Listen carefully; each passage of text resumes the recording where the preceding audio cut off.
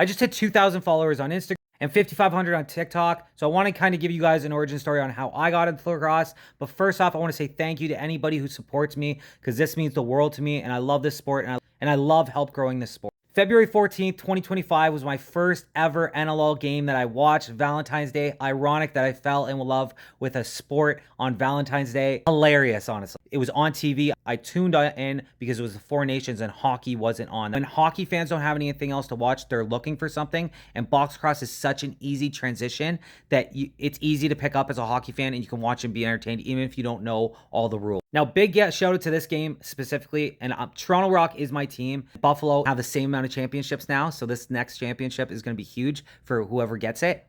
But this is the game, and these are the teams, and I always hold a special place in my heart for Buffalo, even just because these two are the reason that I am a lacrosse fan. And look at the way the game went. You had 5 goals in the first period by Toronto, 3 goals in the second by Buffalo. By the end of the third quarter, this was all tied up 7-7 going into the fourth. In the fourth quarter, Toronto came out strong. Buffalo took back over. Toronto tried to come back in the end. I remember the very end, Toronto's player ended up in the crease on his back because he's trying to get a crease dive goal. And tons of penalties in that game, good fights, everything you could have wanted. That is a showcase of what lacrosse is. It blew my mind. After that, I was hooked. I started watching it regularly after that, as many games as were on TV. Found out about NLL Plus, started consuming. And then I started doing content. Nobody was doing content for this. So I started doing content. And then last August 2025, I said, I'm making a promise to myself that I'm going to do content every day for a year. It went from being as a TikToker to starting a podcast, getting a Discord going,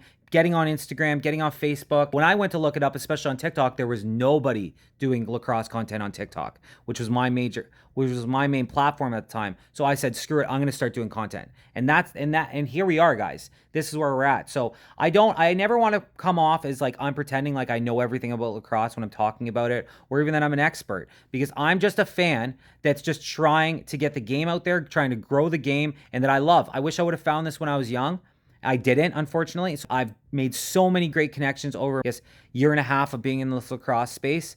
I love this sport. It's my favorite sport now. I never thought I would have ever done that. And the only reason I watched this originally was because Four Nations was on and there was no hockey. So that's why I'm so big on getting it on TV when we're hockey. And shout out, now that CBC and the NHL have severed ties, the NLL needs to step in there and get a partnership done with CBC. Appreciate anybody who supports me. I will keep bringing the content, and I'm just always trying to stay authentic and make sure that I'm not coming off as an expert, because I am not an expert, but I will give you my opinions on what I'm seeing when I'm watching the games.